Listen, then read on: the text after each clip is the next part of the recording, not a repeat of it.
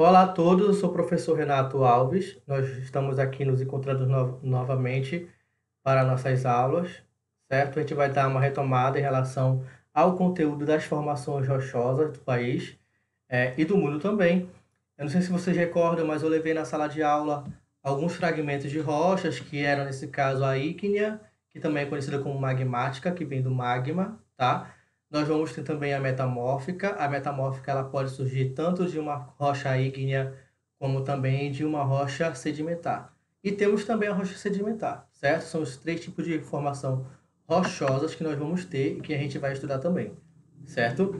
Eu levei na sala de aula, não sei se alguém recorda, mas eu levei 3 fragmentos de rochas, certo? Aqui a gente vai ver as próximas conclusões em relação a essa aula. Bom, nós temos a diferenciação, o que é uma rocha e o que é uma pedra. Rocha e pedra são a mesma coisa? Vamos lá. Rocha é um agregado natural composto por alguns minerais ou por um único mineral, certo? Então, são vários minerais que vão estar dentro de uma rocha. Por exemplo, uma rocha, manganês, ferro, zinco, tá? A gente vai ter um tipo de mineral que pode estar só ele ou vários tipos de minerais em uma rocha. E a pedra é um pedaço solto da rocha. Formação das rochas.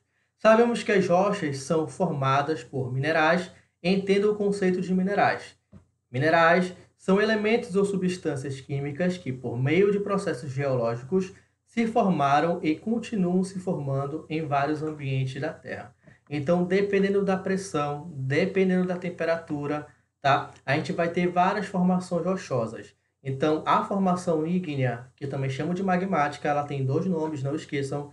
A formação sedimentar e a formação metamórfica, ela vai depender da questão da temperatura e da pressão também. Então, por exemplo, eu tenho uma rocha metamórfica. A rocha metamórfica, ela surgiu a partir de uma rocha que antes já poderia ser magmática, tá? Ou poderia ser também sedimentar. Lembrando, a metamórfica, olha o nome, metamorfismo, ela sofre mudança. Ela pode sofrer mudança tanto essas duas outras formações de rochas, que é a sedimentar e também é a ígnea, também conhecida como magmática.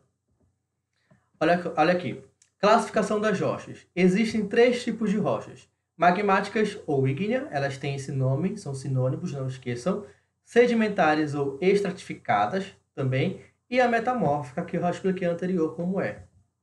A rocha magmática ou ígneas, as rochas magmáticas ou ígneas se originam do magma, ou seja, se resfriam-se, magma tornando-se sólido, origina esse tipo de rocha.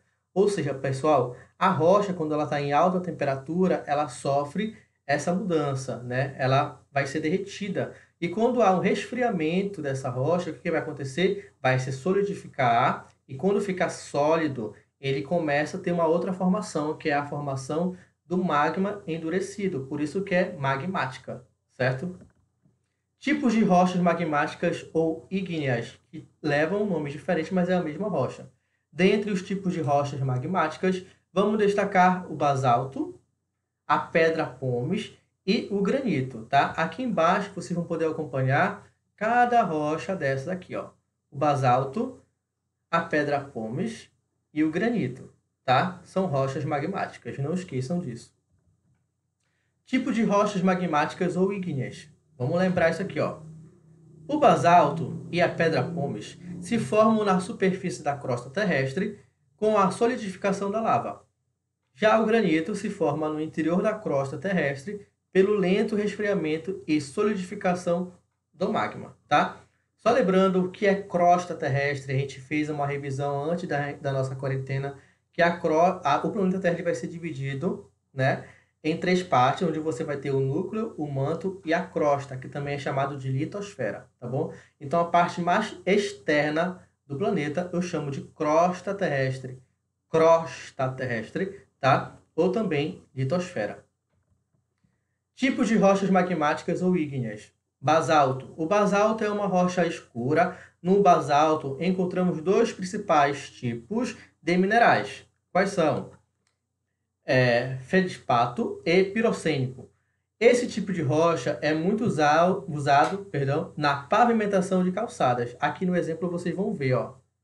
Tá vendo aqui? Na pavimentação de calçadas. É o basalto.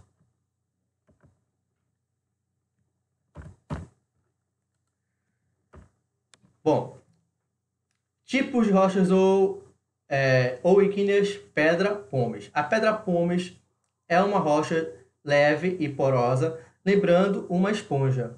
Eu acho que algumas pessoas já viram essa pedra, que inclusive usam no banheiro para esfregar os pés, que são as partes mais grossas do corpo e que precisam ser lixadas. As pedras-pomes elas são usadas muito por manicures e pedicures, tá? Se formam com um rápido resfriamento da espuma da lava, rica em gases. Pode ser utilizada para polir objetos e limpar ou amaciar a pele, como eu disse agora, nos pés. Tipo de rochas magmáticas ou ígneas, a gente vai ter o granito também, que ele é muito visto e está no nosso dia a dia, nas nossas casas. É muito duro e resistente à fragmentação. O granito é muito usado no revestimento de pisos e paredes e na confecção de pias, mesas e bancadas. Então isso a gente vai ver que lá naquela bancada do balcão americano da nossa casa vai ter o granito, vai ter também ali na janela, né? Se a janela for de vidro, vai ter também uma bancada de granito ali. Vai ter revestimentos em calçadas, vai ter também escadas, tá bom? A gente vai ter o granito aí.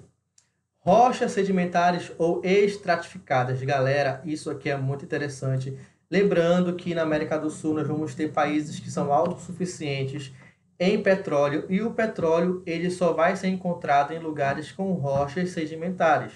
No Brasil a gente vai ter o exemplo da Bacia de Campos, a gente vai ter ali o pré-sal, né? A gente vai ter na Venezuela também, que é um dos maiores, as maiores riquezas do país vai ser o petróleo, reservas de petróleo na Venezuela.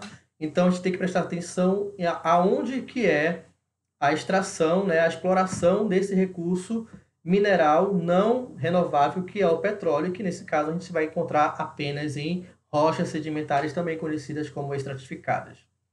É um tipo de rocha construída de sedimentos, que são as inúmeras partículas de rocha, lama, matéria orgânica, podendo até mesmo possuir em sua composição restos orgânicos, vegetais e animais.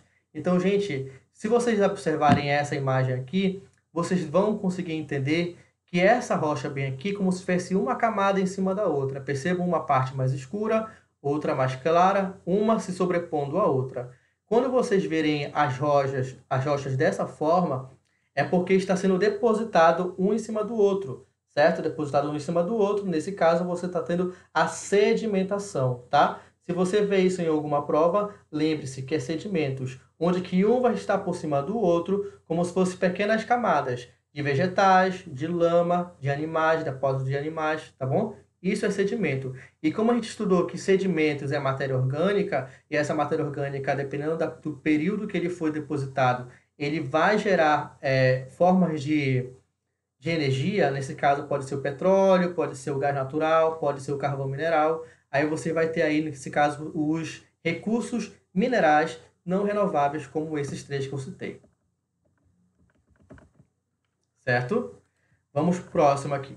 Tipos de rochas sedimentares ou estratificadas. A gente vai ter, estudaremos 3 exemplos de rochas sedimentares. O arenito, o argilito e o calcário. O argilito, como o nome já fala, vem da argila, tá bom? Vamos lá ver esses 3 tipos de rochas sedimentares, também conhecidas como estratificadas. Tipos de rochas sedimentares ou estratificadas. A gente vai ver o arenito. Como o próprio nome já diz, apresenta areia, arenito, areia, certo? Em sua composição, podendo ser alteradas facilmente pela ação dos ventos e das chuvas. Gente, essa rocha arenita, ela sofre muito a influência exógena. Lembra lá daquelas palavras que eu falei? Externo, exógena, e endógena significa endo, interna. Então, como essa parte são rochas que estão acima da crosta, que estão na superfície da Terra, elas vão sofrer influências de coisas que estão acima da crosta, ou seja, o vento, a chuva, tá? O calor, a luz solar, tudo isso vai sofrer influências e a gente vai ver, nesse caso aqui, a erosão nessas rochas. Se vocês perceberem aqui na imagem, dá para perceber que essa imagem apresenta algum tipo de erosão. Ela pode ter sido uma erosão eólica, que é a erosão pela influência dos ventos, pode também ter sido uma erosão pluvial. Lembrando a diferença de plúvio para flúvio. Pluvial é efeito das chuvas. vial com F é pelo efeito dos Gibbs, tá? Vamos lá. Além disso, apresenta diferentes colorações. Sua cor vai depender do tipo de material que funciona para ligar os grãos de areia, tá? Importância da areia. A areia é indispensável na preparação de massa e do concreto usado nas construções.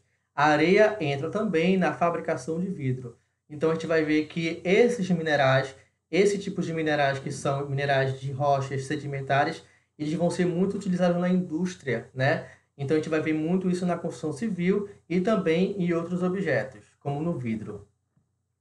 Vamos ver o argilito. O argilito se forma quando as argilas se sedimentam após serem transportadas, depositadas por agentes diversos. Lembrando que esses agentes, se é externo, é exógeno e pode ser por vento, tá? Como o vento ele vai deslocar essa areia, né? Ou então essa argila, ele vai ser depositado em um outro lugar, tá bom?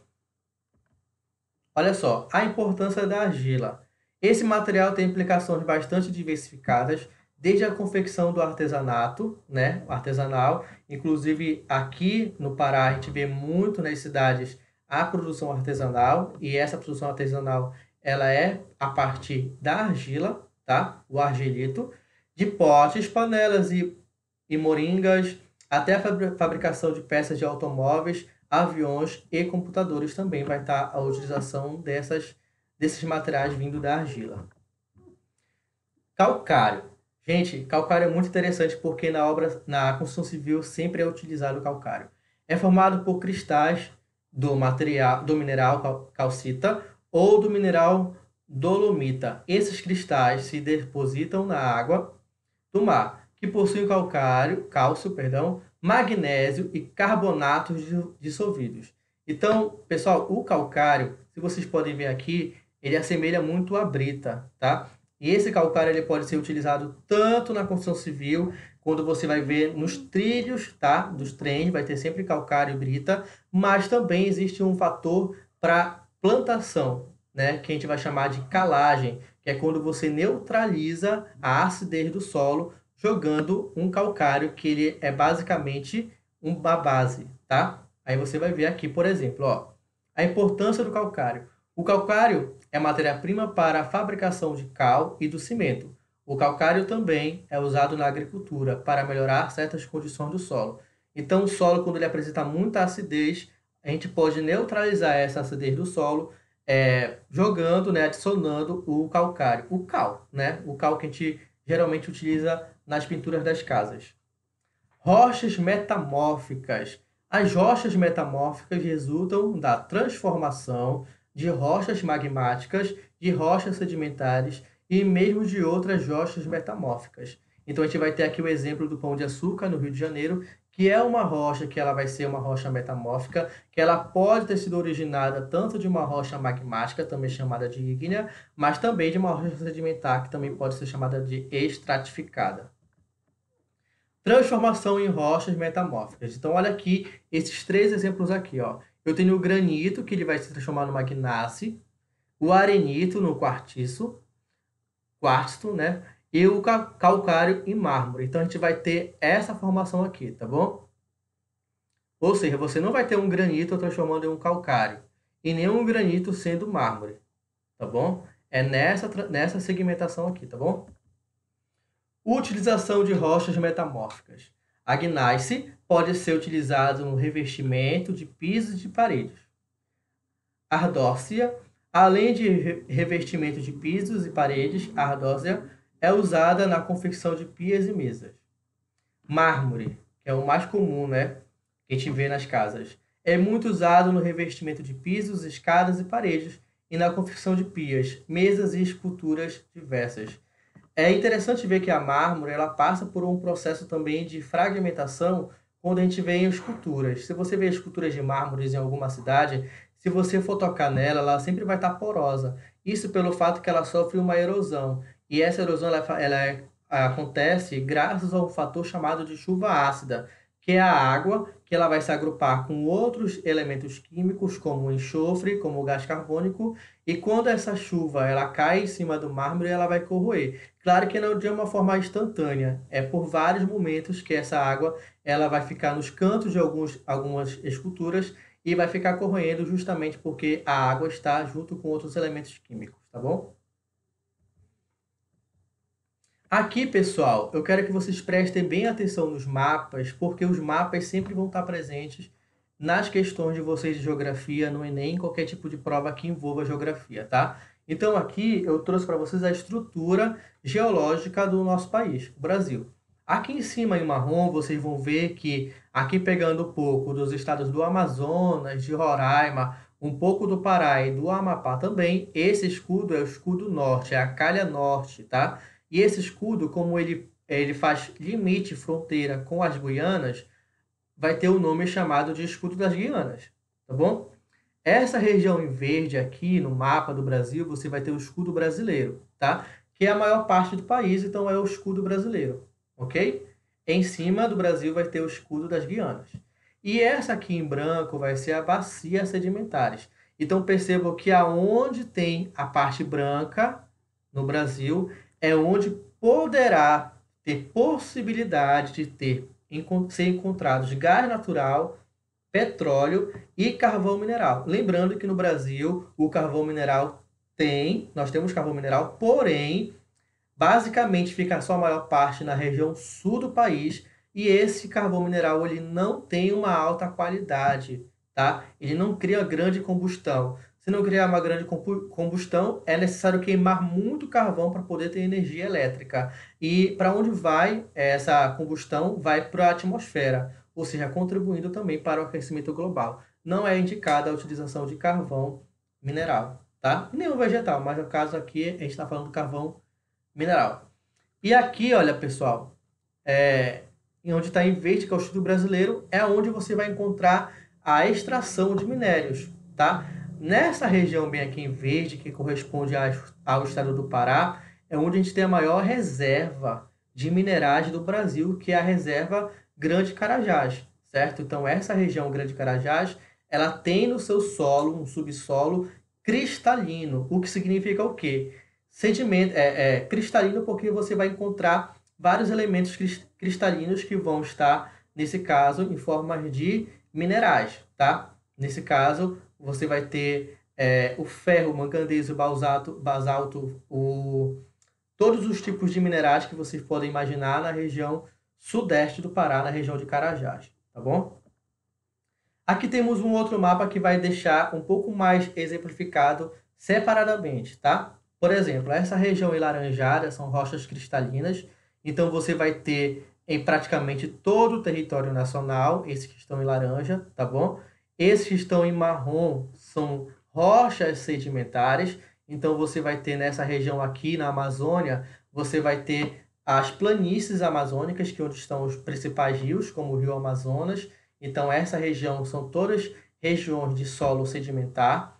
E essa região mais escura aqui, que eu posso arriscar que pode ser preto, é essa região onde você vai encontrar rochas vulcânicas, tá? Então essas são as partes das fragmentações e classificações das rochas no Brasil. E aqui nós temos uma questão que inclusive vocês têm no livro de vocês, tá? Essa questão ela é muito interessante. Vamos lá. Pessoal, lembra que eu falei que as rochas, se vocês verem camadas, uma sobrepondo as outras, significa que são sedimentares? Lembram disso? Vamos ler a pergunta e vamos ver se vocês conseguem identificar a alternativa correta. Vocês olhem para a imagem e vamos ler a pergunta também. O esquema mostra depósitos em que aparecem fósseis de animais do petróleo Jurássico, período Jurássico, perdão.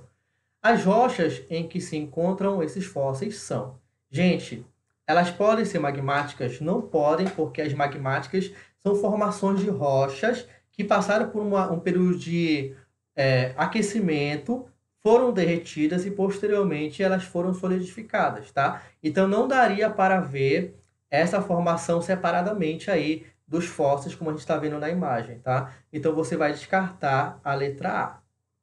Então a letra A e a letra C, que vocês estão vendo aí magmática, vocês descartam. Só pode ser então a letra B D e E, tá? Vamos ver a letra E. Metamórficas, pois os animais representados precisavam estar perto de locais quentes, tá? Também não é, porque se precisassem estar perto de locais quentes, eles seriam solidificados, como são as rochas também magmáticas.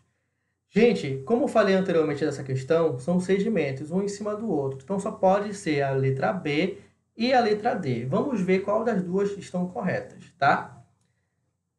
Letra B. Sedimentares, pois os restos podem ter sido soterrados e litificados com o restante dos sedimentos. Vamos ver se é essa?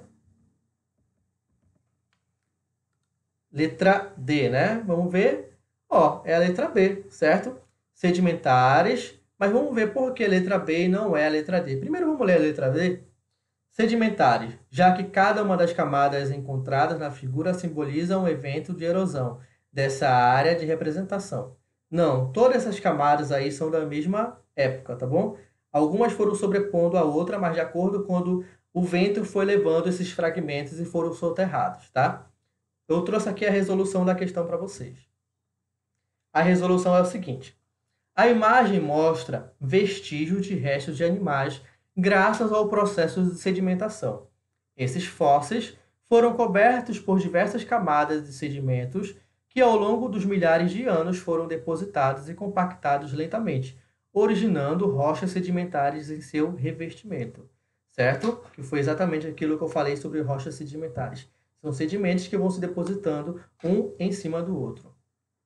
Como aqui a gente vai ver essa imagem, porque ela também é uma questão do livro de vocês. Como a questão ela é grande, eu coloquei a imagem separada da questão, tá bom? Então, essa é a imagem do livro, a gente vai para a pergunta agora. Vamos lá. Os fósseis, a exemplo da imagem anterior, costumam se formar apenas em um tipo específico de estrutura rochosa. Em virtude das suas características de formação, os tipos de rochas que permitem a fossilização são, tá? Vocês vão ler a questão, quero que vocês coloquem um pause e vocês vão ler a questão, tá? Vamos ver que questão seria essa. Falar sobre fósseis, inclusive foi a imagem que a gente viu anteriormente, tá? Se é sobre fósseis, ela pode ser a letra D, que fala sobre rochas ígneas, não pode, tá? Não pode ser a letra D, então. Vamos para que não pode ser também magmática, que é a letra C. Lembra que magmática e ígnea é a mesma coisa. Então, só pode ser letra B e letra A. Não pode ser a letra A, pelo fato que não está tendo metamorfismo. E a gente vê que os fósseis são a partir da sedimentação, certo? Vamos ver aqui. Como eu falei para vocês, só pode ser a alternativa B. A resolução, qual é a resolução? Somente através do processo de sedimentação é possível a formação dos fósseis, que ao serem soterrados pela deposição dos sedimentos, passam ao longo de milhares de anos pelos processos de diagênese, compactação e cimentação. O que significa isso? É que eles vão ficar mais preservados na parte óssea do animal, tá? Do fóssil. Que se ocorre em rochas sedimentares, em função do fato de estas serem formadas a partir da decomposição do solo e de outras formações rochosas também, tá bom? Então, outras formações rochosas vão se fragmentando e vai aí sedimentando e criando essa formação de fóssil nessas estruturas rochosas. Vamos ver aqui, ó, essa outra questão. No território brasileiro, a ausência de cadeias montanhosas explica-se. Gente, vocês lembram que naquela aula eu passei um vídeo para vocês, né? Eu passei um vídeo que era a formação dos vulcões, das placas tectônicas. Aquele vídeo eu vou estar disponibilizando para vocês também, tá? Eu acho muito interessante vocês assistirem de novo. Vamos ler a questão. Letra A. Vamos ler a pergunta. No território brasileiro, a ausência de cadeias montanhosas explica-se. Letra A. Pela pouca atuação dos agentes externos de transformação de relevo. Gente, formação rochosa, ela não é formação pelos agentes externos, não é exógena. Toda formação rochosa, ela é a partir de um agente interno, endógena, tá bom? Então, não pode ser a letra A. Letra B. Pela ausência de dobramentos modernos, tá? A ausência de dobramentos modernos. Se vocês verem aqueles vídeos, vocês vão entender que os dobramentos modernos é quando uma placa tectônica encontra a outra, que é as placas convergentes, que elas vão fazer isso aqui, ó. Elas fazem isso aqui, elas vão uma empurrando a outra e vão formando formação rochosa recente, porque elas sempre vão estar em formação. Por isso que elas são recentes. E as formações recentes, elas vão possuir pontas. Lembra que eu falei para vocês sobre as cordilheiras? As cordilheiras dos Andes, por exemplo, a cordilheira do Himalaia, na Ásia, certo? Então, pode ser a letra B. Vamos ver a letra C. Pelas intensas atuações do tectonismo, tá? Ação de tectonismo significa que está tendo muita ação tectônica no Brasil. E aqui está dizendo ausência, certo? Então seria ao contrário. Então não pode ser assim também. Letra D. Pelo escasseamento dos depósitos sedimentares. Não. As rochas, as montanhas, as cadeias montanhosas recentes, elas não dependem da deposição, tá? Não depende da deposição. Letra E. Pela intensiva ação humana sobre as áreas naturais. Também não tem essa possibilidade dos seres humanos atuarem sobre cadeias montanhosas a fim de não existir cadeias montanhosas recentes. Então, a alternativa é a letra B. Então, vamos para a resolução.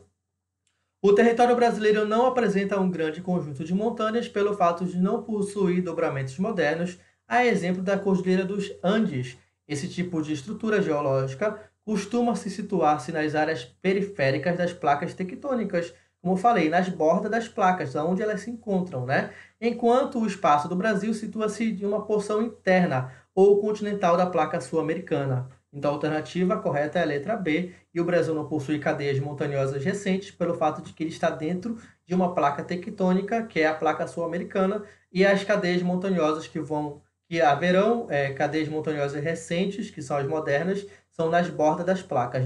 Na América do Sul, nós vamos ter a Cordilheira dos Andes, tá? Que é ali pela costa oeste da América do Sul. Perdão, tá certo? Aqui, gente, por exemplo, placa tectônica. Nessa placa tectônica aqui, nós temos também a outra placa tectônica. Quando as duas placas se encontram, vejo a direção das setas, elas vão fazer as formações de dobramentos modernos. Ou seja, as cadeias montanhosas, geralmente com pontas, porque ainda estão em formação. E aqui nós temos o exemplo, né, que a gente vai ter a cordilheira do Himalaia, a cordilheira dos Andes. Percebam que elas vão ter pontas, isso que significa que elas estão ainda em processo de formação, tá? Essas aqui são as nossas referências, certo? Eu vou ver se eu mostro aqui para vocês aquele vídeo curto, já deixei preparado para mostrar para vocês. Olha, por exemplo, aqui, ó.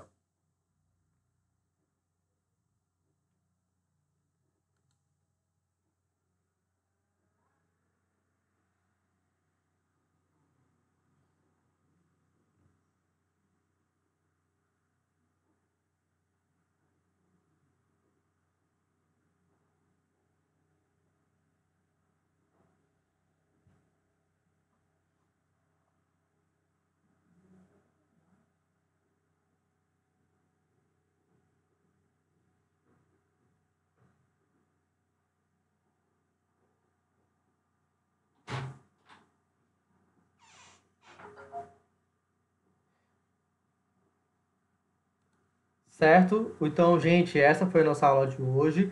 Eu vou indicar esse vídeo aqui para vocês terminarem de assistir. Se chama Como se formam os terremotos, tá bom? Eu vou jogar esse vídeo no meu canal no YouTube também, que é Professor Renato com 2T Gel, tudo junto. Renato Gel, que inclusive é o mesmo endereço do meu Instagram, caso alguém queira observar algumas dicas que eu dou também pelo meu canal no Instagram e do YouTube, tá bom? Então, gente, a gente vai voltar posteriormente com mais aulas e vai ser a continuação do livro 1, tá bom? Então, para todos aí, vamos lá, estudar, botar em prática, certo? E a gente se vê na próxima aula. Abraço, gente.